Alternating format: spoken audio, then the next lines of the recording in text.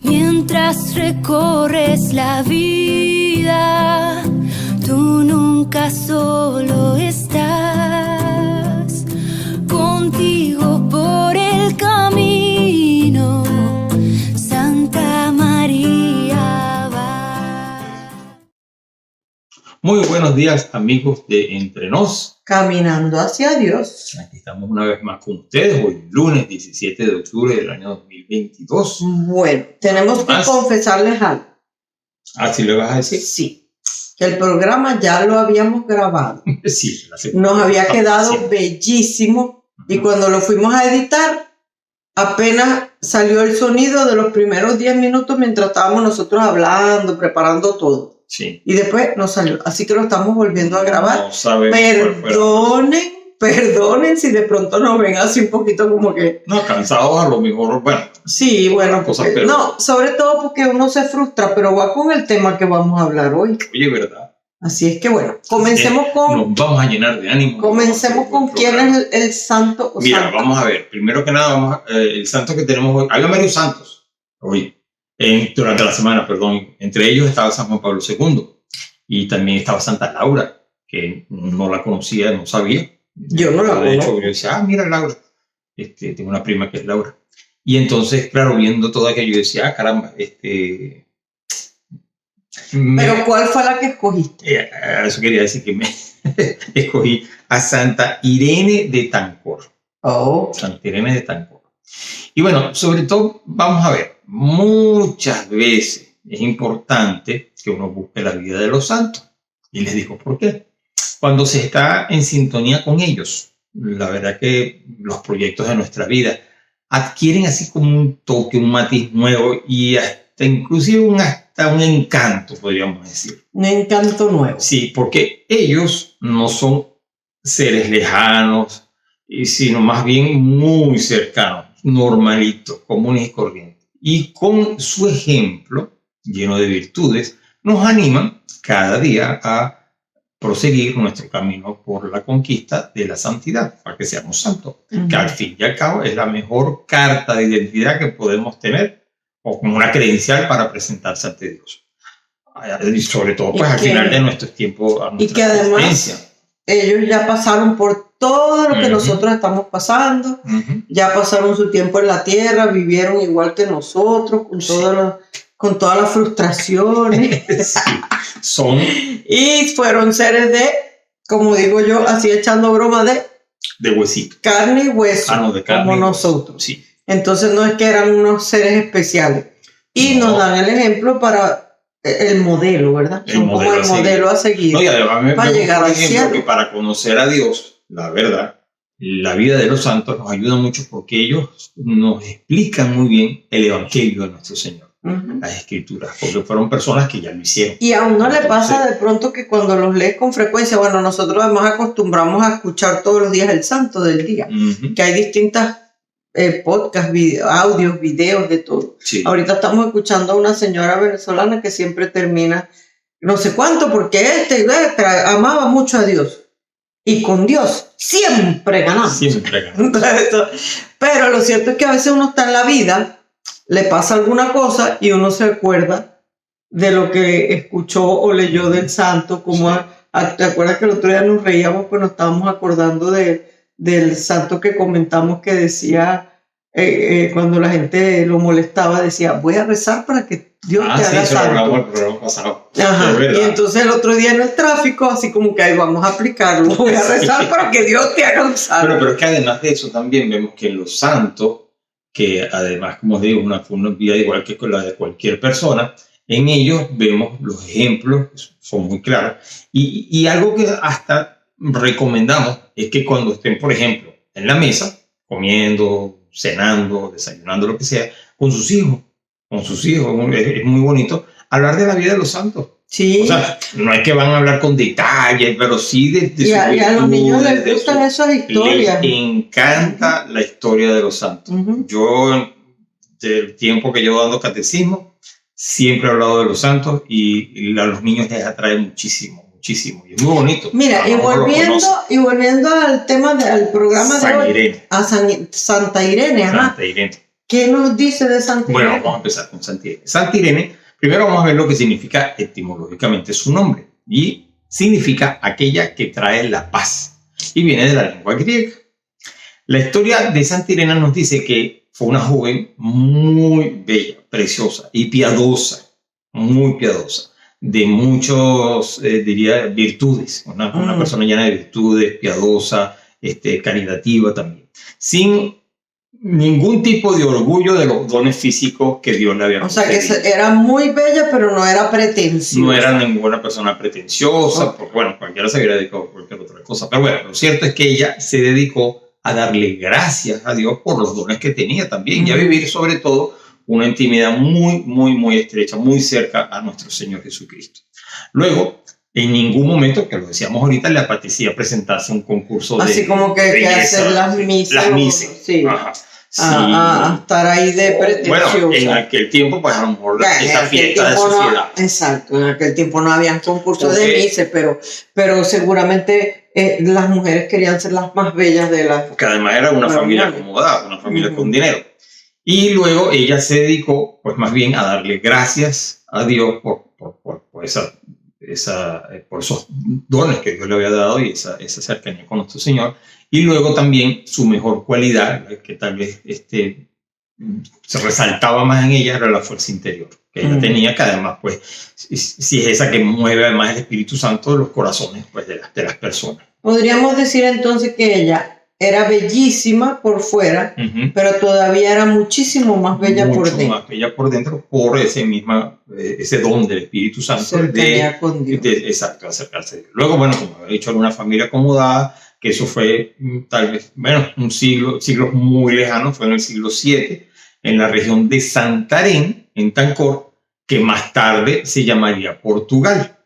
Entonces, es esa zona, pues, Portugal. Ahora se llama Santarém. Ahora se llama Santarém. En esa época no se llamaba así tampoco. Sí. Ya veremos por qué. Sí, luego recibió una educación bien, pues, esmerada, diría yo, de un monasterio de monjas benedictinas, que además era gobernado por su tío, que era el abad, era como pues, el que llevaba toda la orden, que su tío se llamaba Celio. Luego, esa época no fue muy propicia para vivir en paz, puesto que en ese momento los musulmanes dominaban ampliamente toda aquella zona de España, Portugal.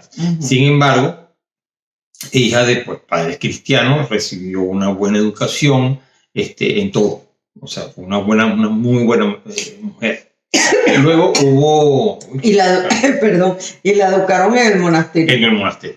Luego, una vez cuando terminó sus estudios, ella vuelve a su casa con la intención de dedicarse a su vida religiosa. Pues, inclusive, dice su biografía que rezaba muchísimo en su casa, o sea, estaba en oración y todo esto. Y luego, cuando salía, si tenía la ocasión, pues era para ir a misa.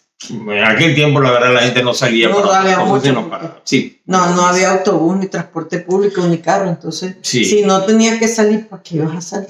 Eso es verdad. No, bueno, y las niñas se dedicaban más que nada a estar en su casa aprendiendo labores del hogar. Exacto. Prepararse para ser buenas madres y esposas. Exactamente. Pero fíjense, debido a su belleza, una mujer preciosa, los jóvenes de aquel entonces, los nobles, se disputaban entre sí, entre uno y otro. ¿Quién ganaba el favor de Irene? Las virtudes de Irene, o sea, quién la conquistaba. Y un apuesto joven, Viritaldo, de nombre Viritaldo, puso los ojos en ella y se enamoró perdidamente de ella, locamente de ella, de sus encantos. Él era heredero de un señorío, vamos a decir, de esa zona, exactamente. Seguro era el hijo del señor de la zona. El feudal. Ajá. Y alimentó pues además el hombre se iba como que alimentándose de una pasión malsana con Irene, que además pues sería rechazado en sus pretensiones amorosas, porque pues Irene había hecho un voto de virginidad a Dios y pretendía profesar como religiosa. Y el hombre pues andaba pues con pensamientos locos y, como digo, pues igual malsano. Cuando ella le comunica a este señor, a este muchacho, a Britaldo, que había hecho voto de virginidad, al principio él sintió pues una gran pena en su corazón porque estaba enamorado, pero luego más o menos pues al principio fue poco a poco, porque al principio fue más o menos que lo aceptó, pero a medida que iba pasando el tiempo y pasaban los días, en su mente y en su vida entera pues empezó a maquinar y a ocurrirse unas cosas, unas peores que otras. O sea, iba así como o sea, que... fue como creciendo un rencor y un odio ahí. Porque, a lo mejor seguramente soberbia. Ella lo rechazó. Sí, me imagino que el hombre, ¿cómo me va a rechazar? Porque a lo mejor el muchacho también era, no sé, también pues, como que bueno, dirían... dijiste que era un apuesto joven. Sí, entonces diría, bueno... quería sí, rechazarme a mí. Pues lo cierto es que al joven, alimentado de todo este rencor y por supuesto el demonio que le va poniendo pues más paja al fuego, decide pagarle a un criminal una buena cantidad para que mate, para que le diera muerte pues, a Santa Irene, y así lo hizo. Entonces luego su cuerpo, el asesino, el criminal, arroja su cuerpo al río Tajo, y luego, pues cuando la gente se entera de ese asesinato, pues el que se entera también, o le dicen a su tío, el que era abad del monasterio, que va a las orillas del río, yo diría como, sí, al estero, así como que a la ribera del río y a la orilla del río. Exacto. Y bueno, fue corriendo y ahí consiguió el cuerpo de Santa Irene, y luego lo llevó en procesión hasta el monasterio. Entonces hoy se conoce esta ciudad con el nombre de Santarém, que era lo que decía Betty, o sea, hoy se llama así Santarém, que es de Santa Irene, y es un nombre muy popular en España y en Portugal.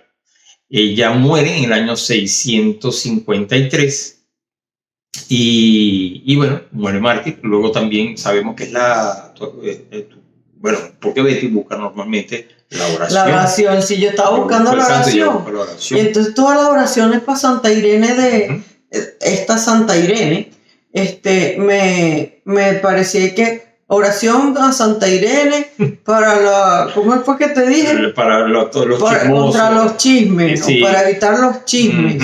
Y no sé qué pero Francisco, yo no sé, me dice Francisco, bueno, vamos a rezar, a lo mejor es que hace falta ahorita esa oración contra los chismes. Y no solamente eso, seguramente ella era motivo de chisme, porque las otras muchachas... Por la envidia. La envidia, aquellas muchachas, las otras que pretendían tal vez a este joven que se le ocurrió todas estas maléficas cosas, pues a lo mejor andaban chismeando. Y también los mismos jóvenes, que como los rechazaban, seguro inventaban calumnias para decir que Irene era esto y aquello, qué sé yo. Y bueno, y el joven seguramente habrá inventado cualquier cosa para decir que no es porque además buscó un asesino. Sí. Entonces el pavo, escurrirse el bulto, sabrá Dios cuántas cosas inventó. Entonces vamos a leer la oración, rezar, pues. Y muy acertada, porque también a nosotros nos sirve de mucho, sobre todo cuando caemos en chisme, en chismografía. Sí, sobre todo cuando estamos calumniando a alguien también. A veces estamos hablando de la persona sin conocerla. Y otras veces así como que ya no nos damos ni cuenta cuando hablamos mal de alguien. Entonces, en la otra versión del programa, la que no se grabó, Francisco, tú estabas recordando las palabras de San José María. Que él decía, mira, si no puedes hablar bien de una persona, no digas nada. Cállate, te quedas calladito. Si no puedes alabar, cállate. Sí, bueno, así tan antes menos usted no queda. Bueno, pero así es la frase que él usaba. Si no puedes alabar, cállate. Pero bueno, lo cierto es mejor hacer silencio, y qué mejor que pedirle a nuestro ángel custodio que nos ayude. Es verdad. Que no sé, que me muerda la lengua, o que simplemente no lo diga. Que cuando estemos hablando mal de alguien, nos haga morder la lengua. Bueno, si le podemos pedir ayuda, por supuesto. Bueno, vamos a rezar. Vamos a rezar esa oración, y aprovechamos esta oración para pedir para que nos ayude a no caer en el chisme, y a aquellas personas que pueden hablar bien de la gente. Pasa eso, bueno, simplemente para que hagan el esfuerzo. ¿Verdad? Sí. En nombre del Padre, del Hijo y del Espíritu Santo. Amén. Oh dulcísima Santa Irene, dulce alma entregada siempre a los demás y víctima de una gran cantidad de calumnias, difamaciones y rechazos, te pido que intercedas hoy por mí ante el Altísimo, para que sea magnánimo con todos nosotros y nos conceda las peticiones importantes que tenemos para Él. Te imploro que con el poder y la voluntad del Señor me enseñes a luchar contra el mal y me muestres el valor que tengo en mi corazón.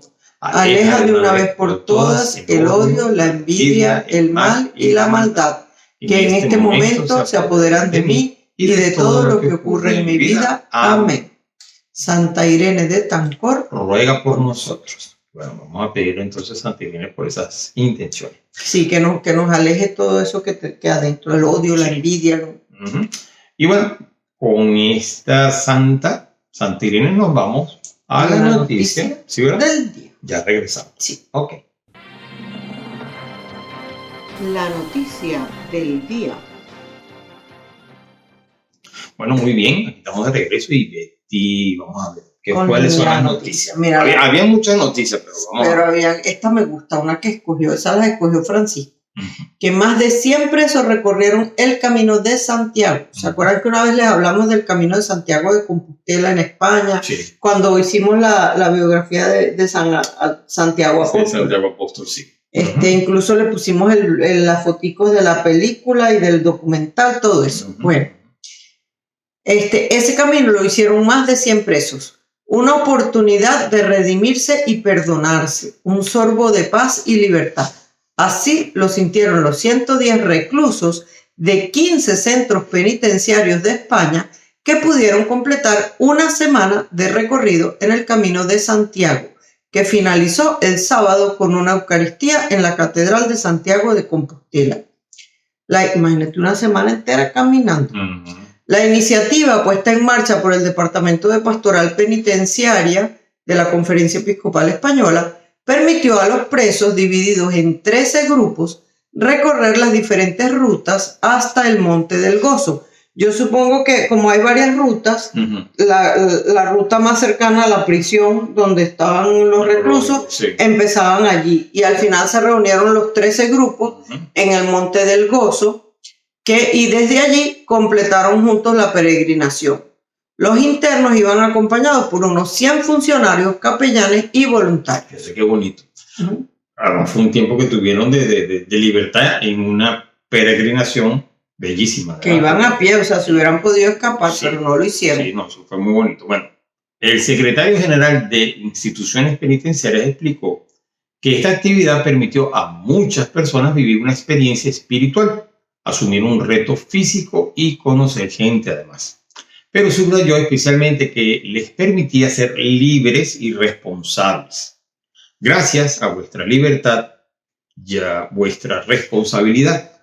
Esto puede repetirse, añadió, saludando los esfuerzos de la Iglesia para acompañar a los presos en todo el territorio. 11 de los participantes hablaron en nombre de sus compañeros de prisión. Decían, nos sentimos valorados. Pudimos perdonarnos unos a otros y dejar atrás las cosas negativas de la vida. Eso lo dijo Darby. A Mario le ayudó a sentirse en paz. A Pedro a aceptarse y a Gustavo fue una oportunidad de redimirnos, de perdonarnos, decía Gustavo.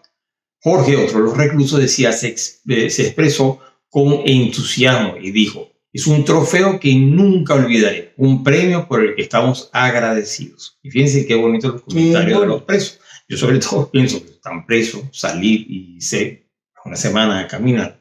Oye, llamar peregrinación, porque este viaje, la verdad es que hay de todo. Hay turistas, hay muchos que van en peregrinación. Y hay mucha gente que empieza como de turismo o como reto físico, porque es exigente. También, y terminan convertidos, que terminan en un camino espiritual. Sí, no es verdad. Así que bueno.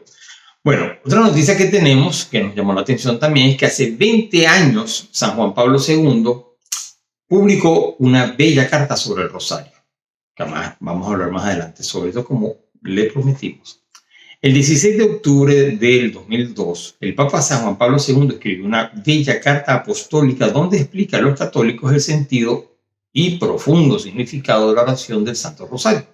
A los 25 años de su pontificado, el santo publicó la carta titulada Rosarium Virginis Mariae sobre el Santo Rosario, porque al entender su pleno significado, esta oración conduce al corazón mismo de la vida cristiana y contribuye a la nueva evangelización. En su carta, San Juan Pablo II declaró en el 2003 como el año del Rosario y dijo que esta oración, propuesta en numerosas ocasiones como oración por la paz, destaca por su sencillez y profundidad y está destinada a producir frutos de santidad. Recordó que numerosos santos y pontífices también resaltaron su importancia para la Iglesia y aseguró que el que la reza, obtiene abundantes gracias. Entre los papas que impulsaron el rezo del rosario está San Juan Pablo II destacó a San Juan XXIII, al Papa León XIII, que la indicó como un instrumento espiritual eficaz contra los males de la sociedad, y a San Pablo VI, que subrayó su carácter evangélico y orientación cristológica. El santo afirmó que si bien esta oración se distingue por su carácter mariano, está centrada en la cristología. O sea, que es una oración a la Virgen, pero que nos lleva a Cristo, a Jesús, todos esos misterios de su vida, de la vida de Cristo.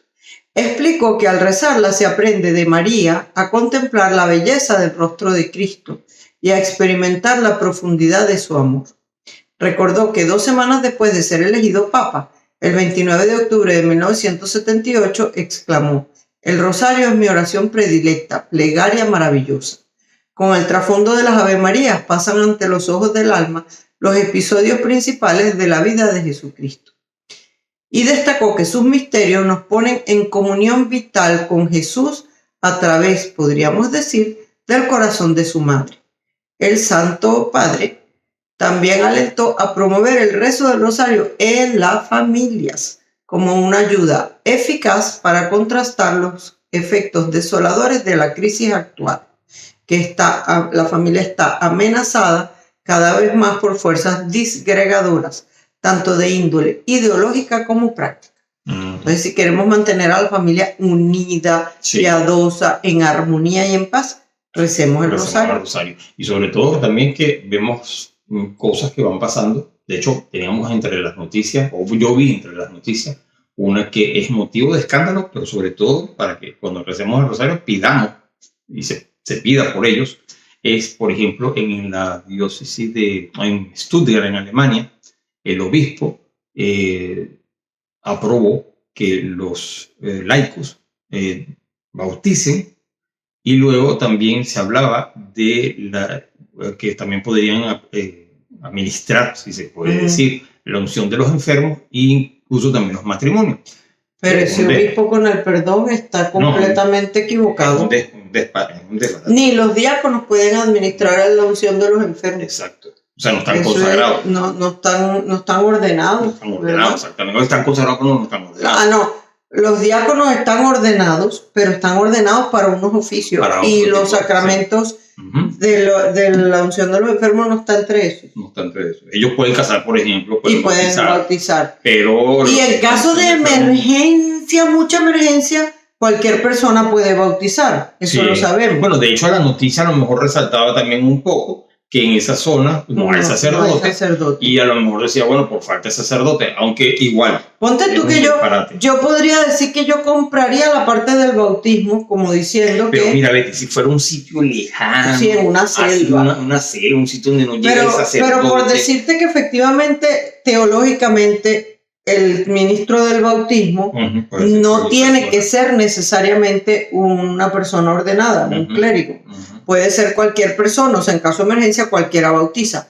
Pero el sacramento de la unción de los enfermos solo la puede administrar un sacerdote. O sea, en casos de emergencia no puede más nadie administrarlo. Sí. Entonces, ahí sí es verdad que está eso. Son cosas por las que tenemos que rezar. Hay que rezar para que se aclaren, porque tienen la mente un poco obscurecida. Y ya sabemos que en el sínodo de los obispos en Alemania, pues ha habido mucho disparate. Y luego también, otra de estas noticias. Pues recemos el rosario, que es el arma, un arma para mantener la fe. Y en otra de las noticias, inclusive, ya no sé si era en Cuba, no estoy seguro ahorita. Sí, ya me acordé que lo dijiste antes, en Cuba, que iban a aprobar el aborto y la pedofilia. No, lo de la pedofilia, sí. O sea, ese no lo leí yo en Cuba. Eso es un disparate. Yo leí en Cuba el aborto y de los matrimonios. Sí, lo que no estoy seguro en qué país era, sé que era Latinoamérica, pero sí me parece así que sé que locura, exactamente.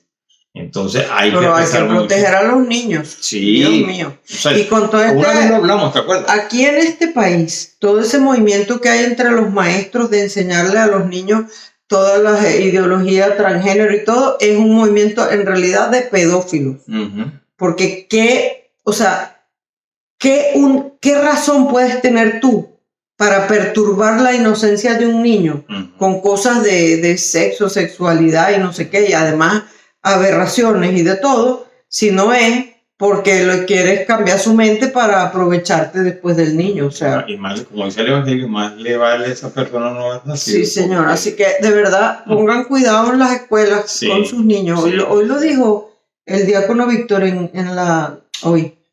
ayer lo dijo el diácono Víctor en la homilía de San Luis. Habló de eso, de cuidado en las escuelas, la ideología de género y eso. Es que además empiezan a hablarlo de este tipo de cosas de género y ideologías medio locas, bueno, todas locas, Todas perdón. locas. Y entonces, claro, empiezan, y ya el demonio, por supuesto, se vale de todo esto. Entonces, lo que está mal, le empiezan a pintarlo como que bueno, Como que no pasa nada. Y ya después que está bien. Ujú. Y sobre todo porque ya desde pequeños le empiezan a meter a los niños esa basura en la mente. Ujú. Y después los papás están con los pelos de punta porque no saben de dónde los niños están sacando esas cosas. Ujú. Y bueno, ¿de dónde? De la escuela, desde Sí. chiquitos. Ujú. Y a lo mejor uno no se dio cuenta. Sí, así Mira, que bueno, vámonos a... pele la oreja. Sí, ¿Cómo es? Pele el ojo. pele el ojo. Vámonos a la... Mira, vamos a hacer hoy una cosa. ¿Qué vamos a hacer? Vámonos a la fórmula S. Después vamos a la musiquita y después vamos al tema del día que les prometimos la semana pasada, que vamos a hablar del rosario. Excelente, bueno, entonces vámonos con la fórmula. Ok. Con la fórmula SE. Fórmula SE, Sagradas Escrituras, la fórmula para tu vida. Lectura del Santo Evangelio según San Marcos, capítulo 8, versículo 34 al 38. Luego Jesús llamó a sus discípulos y a toda la gente y les dijo: el que quiera seguirme, que renuncie a sí mismo, tome su cruz y me siga.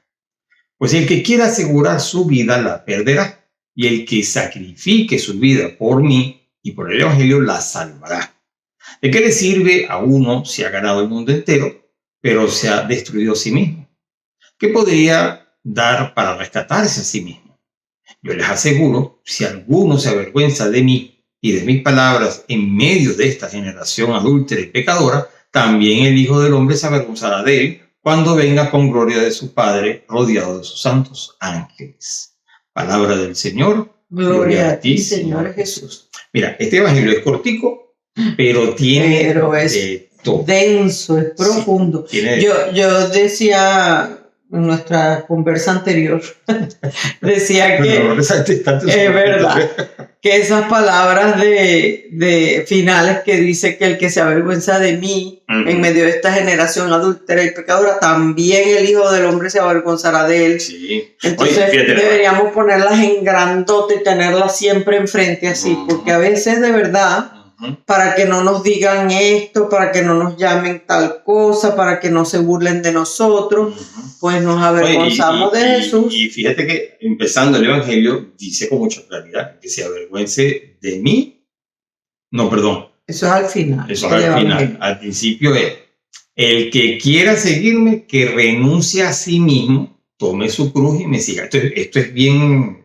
Y luego Así como pues, que, ajá. el que quiera asegurar su vida, la perderá. Y el que la sacrifique por mí, Bueno, la ganará. O sea, y luego y viene fíjate eso, otro. el que quiera asegurar su vida, Ujú. en eso no las pasamos. No las pasamos. Y en este país se lo meten a uno desde, si uno llegó aquí sin esa idea, desde que pusiste un pie aquí, Ujú. te lo meten. Todo es Que la casa, el futuro, retiro, las pensiones. la Ujú. pensión, el seguro de vida, el no sé qué, y entonces ¿qué pasa si tú te mueres y no estás? Y tal? Asegura todo, todo Ujú. asegurado. Y bueno, y como lo dice el mismo, aquí el mismo Evangelio, dice: ¿de qué le sirve a uno ganar el mundo entero, pero se ha destruido a sí mismo?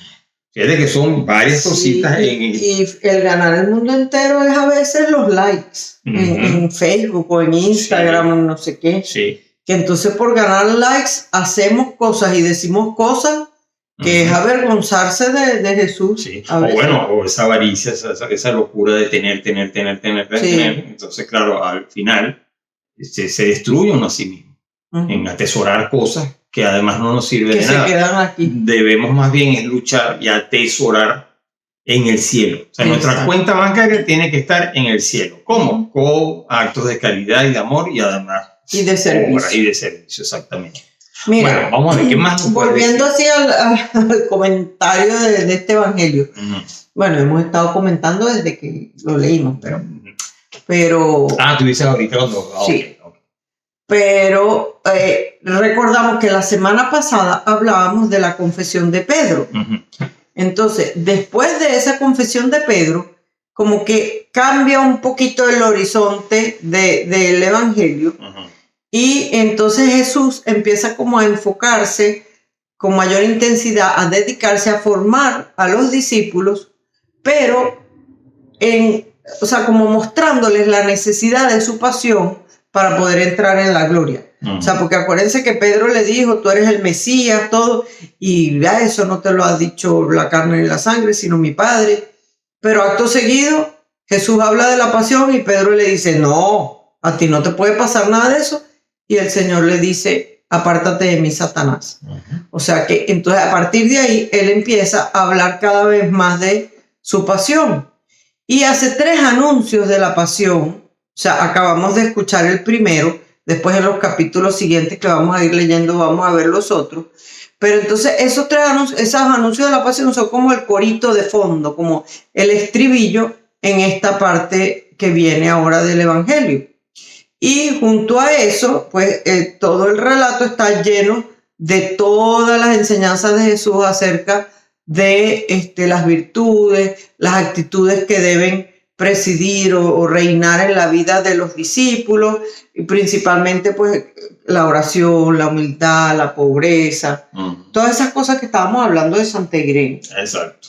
Sí, que era una persona así, bueno. Ujú. Eso es lo que empieza Jesús como a querer inculcar en los apóstoles, a formarlos en ese aspecto. Y comienza también Jesús a revelarse a él como el siervo sufriente de las profecías.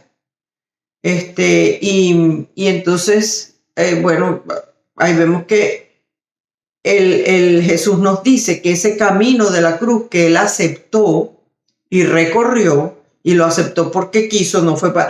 no, es que lo encadenaron y lo llevaron obligado. Eso fue aceptado.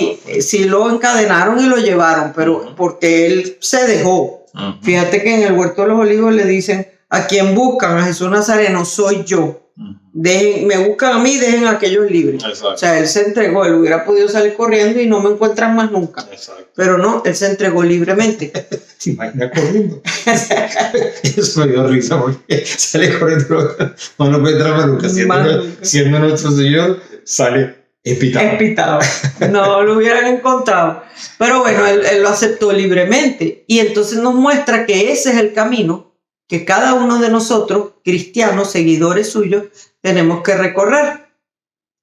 Y también inicia en toda esa enseñanza que les está dando, les va mostrando el verdadero sentido de su misión. O sea, San Pedro, cuando le dice, Jesús le dice, apártate de mí, Satanás, no piensas como Dios, sino como los hombres, porque como comentamos la semana pasada, él todavía pensaba que la misión de Jesús, el Mesías, Bueno, el Mesías era que venía era a salvar de la esclavitud del pueblo de Israel. y contra los romanos. Los impuestos y ¿sabes? todas esas cosas. O sea, era Esperaban algo muy... un líder muy guerrero. Ajá. Como entonces, y Jesús les viene a mostrar que no va a salvarnos Ujú. con la espada y con la guerra, sino con la cruz y a través del El sufrimiento. sufrimiento, exactamente. Y por eso, quien lo quiera seguir tiene que estar dispuesto a esa renuncia también de uno mismo Ujú. para seguirlo en la cruz y en el sufrimiento.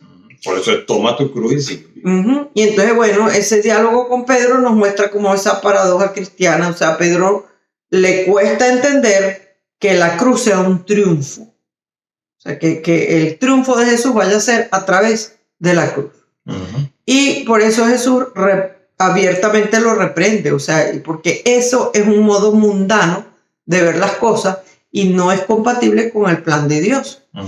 Y ahí también uno tiene que hacerse un poquito de examen cuántas veces que nos quejamos de cosas que no nos salen o algo que lo estamos viendo con los ojos mundanos Ujú. y no con los ojos de Dios, de su plan. ¿Qué nos quiere mostrar a través de eso? ¿En qué quiere que crezcamos o que mejoremos? Ujú. Y no aceptamos la cruz.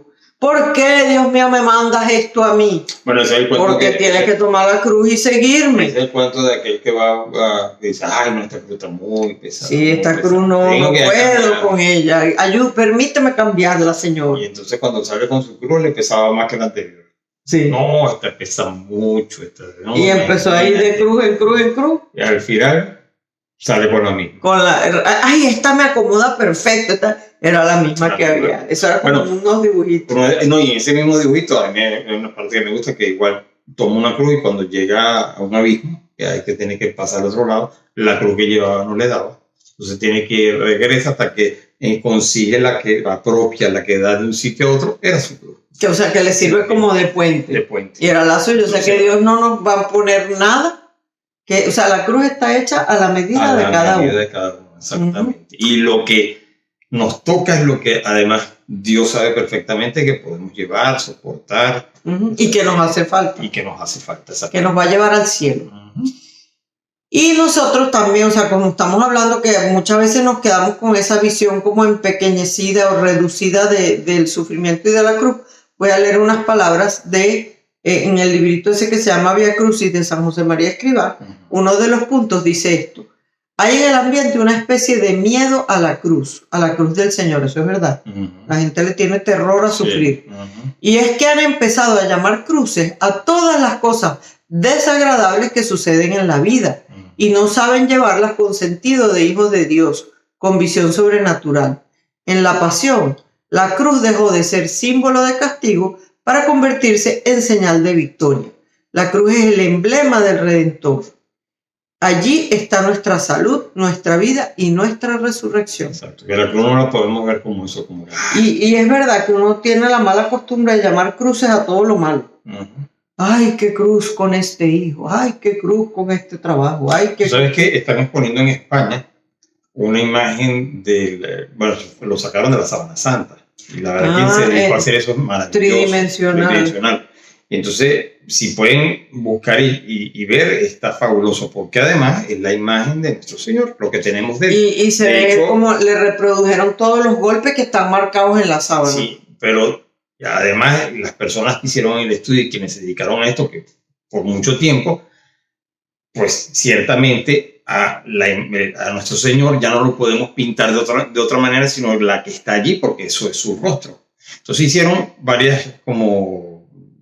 Eso, pues que ven la imagen. Varios bosquejos. Entonces, claro, porque la imagen propia parece pues el golpe, los latigazos. O sea, trataron como de quitarle los moretones. Por ejemplo, los ojos cerrados los abrieron, ese tipo de cosas más o menos de acuerdo. Trataron de hacer una imagen sin los golpes. Sí, entonces uno ve las imágenes y impresiona mucho.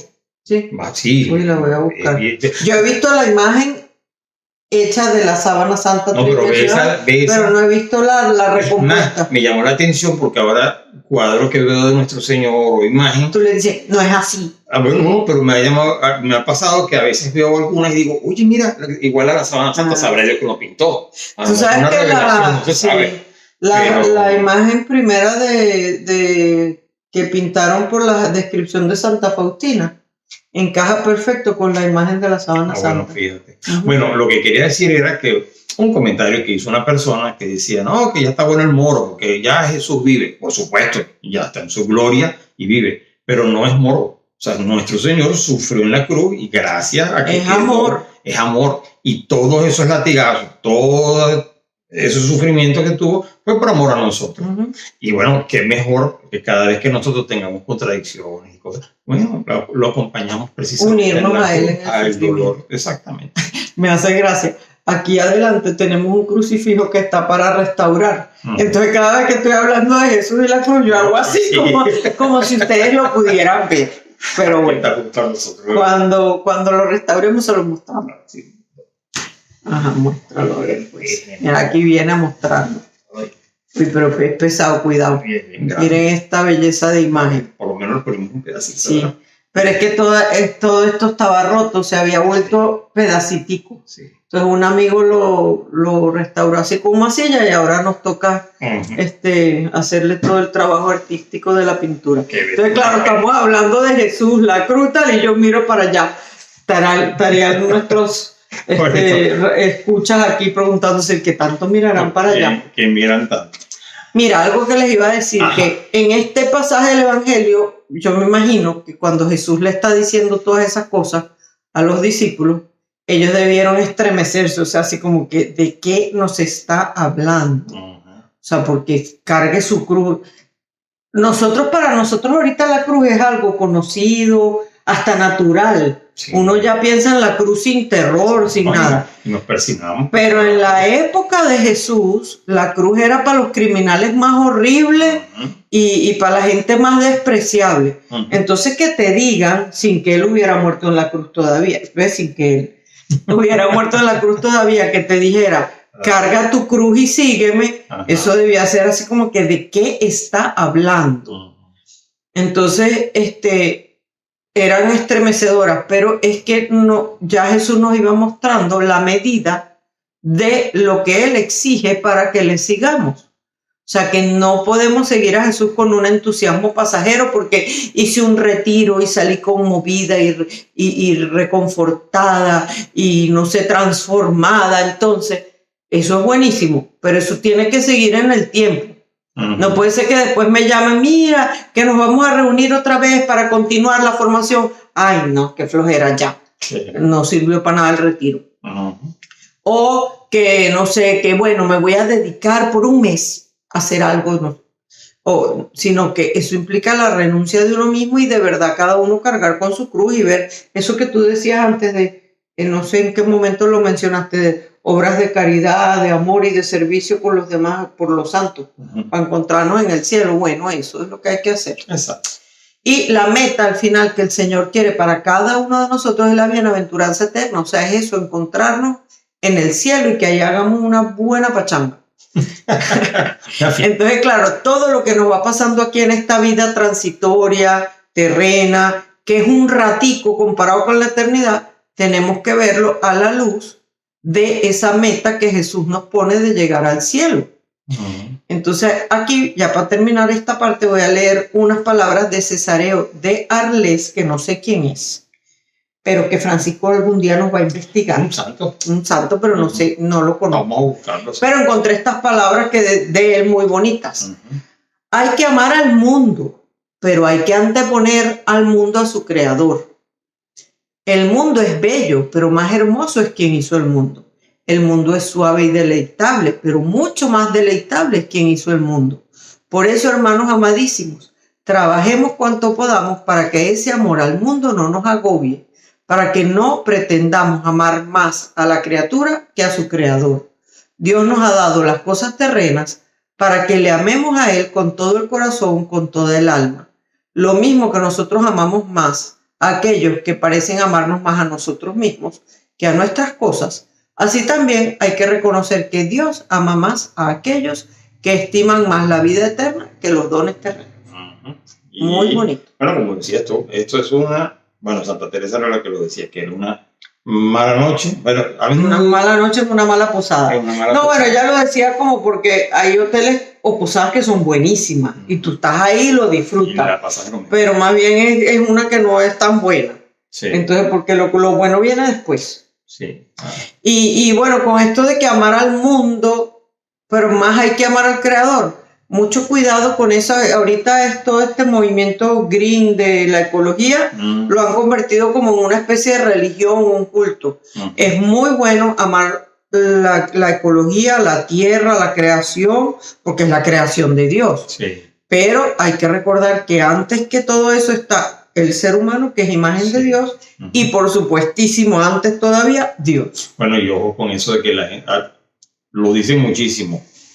Gracias al universo. Ay, sí. Gracias Le al doy universo. gracias al universo. Gracias a Dios Padre Todopoderoso. Pero es que la gente dice eso para no decir gracias a Dios. Bueno, pero hay que decir las cosas como son. Porque lo que estábamos diciendo antes, por rechazar a Jesús, o sea, por miedo al mundo. Ujú. Porque si yo digo, ay, le doy gracias a Dios por tal cosa, ahí me van a caer que tú, que no sé qué, que la cancelación. Ujú. Entonces lo rechazamos. Bueno, pues, Gracias a Dios. Pero igual, nosotros mismos, si escuchamos eso, bueno, hay que rechazarlo y no lo utilicemos nunca. por No lo supuesto. utilicemos. Gracias al universo, gracias a la vida, o gracias, bueno, a la vida uno dice, bueno, gracias a la vida, sí, pero siempre gracias a Dios. O también he escuchado que dicen, gracias a la madre, A la madre a tierra. la madre tierra. Gracias a Dios que hizo la tierra. No, y además lo vemos en programas, lo vemos en comentarios, lo vemos en cosas de YouTube, o sea, hay que tener cuidado con eso. Porque si no caemos en ese... Mira, vámonos ahora a una musiquita Vamos a la que musiquita nos y ya va a regresamos. preparar para nuestra discusión o tema acerca del rosario. tema del rosario. Ok, me parece excelente, ya regresamos. Música para el alma. Dios te salve María, Sagrada María, Señora de nuestro camino. Llena eres de gracia, llamada entre todas para ser la Madre de Dios. El Señor es contigo y tú eres la sierva dispuesta a cumplir su misión. Y bendita tú eres, dichosa te llaman a ti, la escogida de Dios.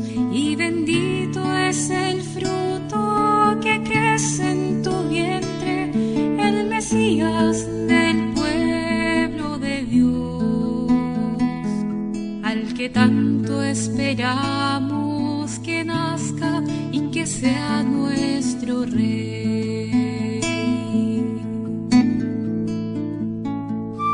María, he mirado hacia el cielo, pensando entre nubes tu rostro encontrar. Y al fin te encontré en un establo entregando la vida a Jesús Salvador. María, he querido sentirte entre tantos milagros que cuentan de ti. Y al fin te encontré en mi camino, en la misma vereda que yo. Tenías tu cuerpo cansado, un niño en los brazos, durmiendo en tu paz. María, mujer, que regalas la vida sin fin.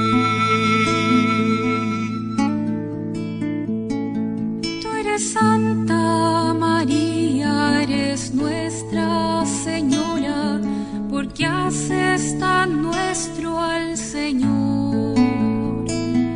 Eres Madre de Dios, eres mi tierna Madre y Madre de la humanidad.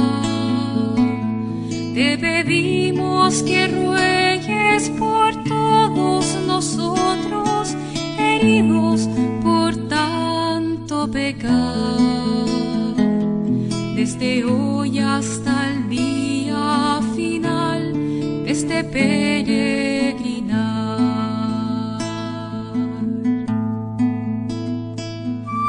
María, he buscado tu imagen serena, vestida entre mantos de luz, y al fin te encontré dolorosa, llorando de pena a los pies de una cruz. María, he querido sentirte entre tantos milagros que cuentan de ti. Y al fin te encontré en mi camino, en la misma vereda que yo.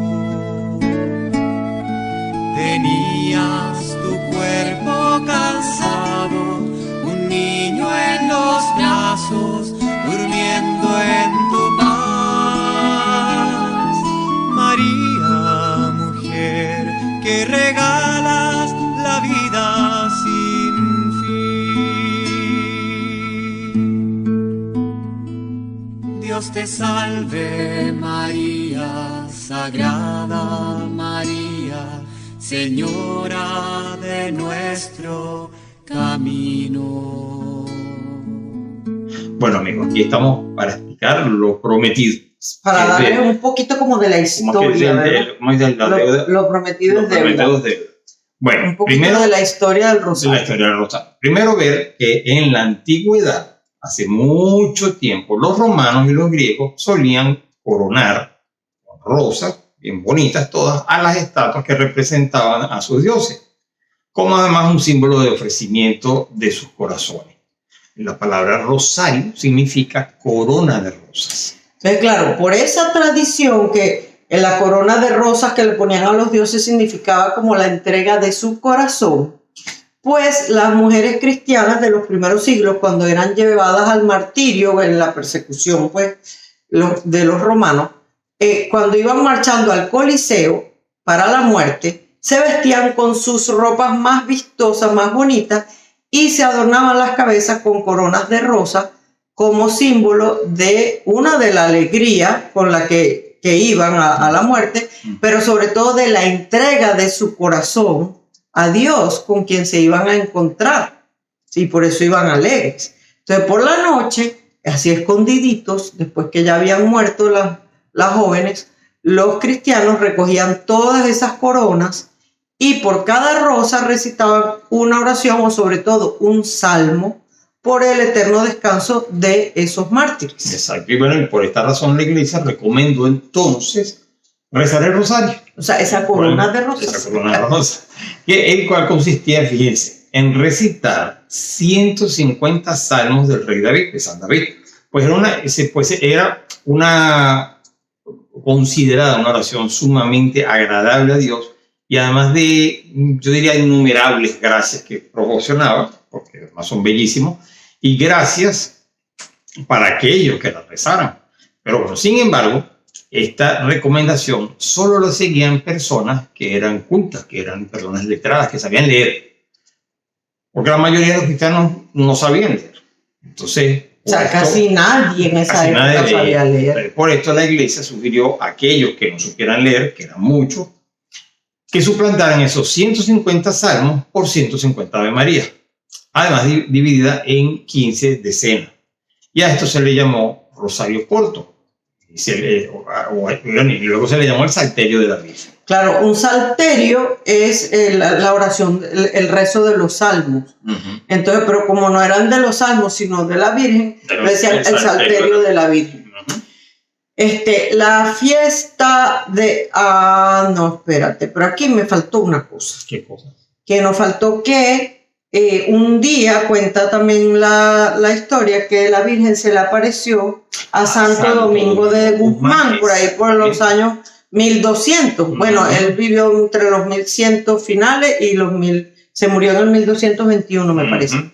Se le apareció la Virgen a Santo Domingo de Guzmán y incluso dicen que le entregó el rosario. Sí. Y le pidió que expandiera la devoción del rezo de ese Salterio de la Virgen, porque era un arma muy poderosa para ablandar las almas duras, las que no se querían convertir, y también para pedir por la fidelidad y etcétera. Bueno, fíjese que después de esto vamos a ver. Un segundito que se me olvida, que Santo Domingo empezó a extender toda esa, él era dominico, empezó a extender toda esa devoción por todo el mundo conocido, por toda Europa.